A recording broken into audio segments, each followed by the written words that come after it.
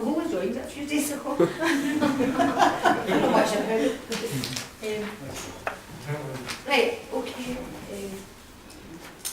I think a real interesting development has been that Unite the Union. I think it's the biggest union in Britain actually. Yes. They've opened their doors for the unemployed community, which I'm one of. I'm now considered long-term unemployed. I'm on the brew, whereas I used to be a worker who was always a trade unionist. I used to be in unison, and I was always fighting against low pay and stuff. I was on the women's committee. So it's very good that Unite has did this. It's opened up the membership to the unemployed, people who are community activists, people who are on benefits, people who suffer disabilities or are on sickness, or whatever.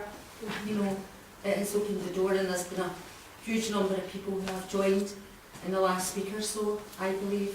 And I think also students can join, because I think that's interesting that students can join the trade union too. So I would say to people, and you know, there is some benefits, you know, for joining the union. You know, you can get free legal advice, for example. Something happens, you need a lawyer.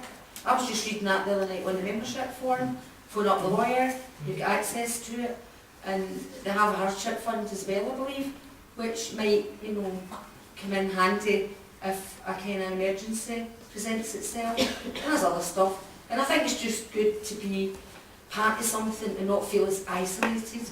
Because I feel when you're unemployed, you're labelled by daytime television, you're labelled by, you know, like the gutter press, I would call them. You know, you're lazy, you're a scrounger, you're a benefit fraudster and all the rest of it. And it gives you something to be part of. And I feel as if I'm a worker, I'm an unemployed worker, and I think I should have the same rights, you know. So anybody that's in here tonight, you know, please join Unite the Union. It's opened its community membership for everyone, and it'll be really good. I think it's a dead interesting development for the future. My name's Lynch. I'm an anti-poverty campaigner. I really should be in my bed because I'm looking with the cold. I can't no stop coughing for days. But anyway, I came here tonight because I would welcome any initiative whatsoever that brings the community back to start some kind of fight back about what they're doing to ordinary people.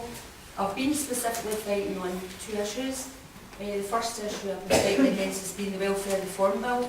And I do have to point out, because an awful lot of citizens don't know this, because Labour blame the Tories for this bill. Certainly it is the Condems that are taking the next stage of the Welfare Act out there, but it was actually Tony Blair that began this Welfare Reform Bill before he resigned in 2007. We have to make that clear. We have to make sure that people know this was a new Labour project.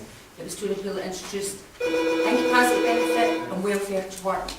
So I've been fighting against this for the last 6 years. I've had stuff published on it.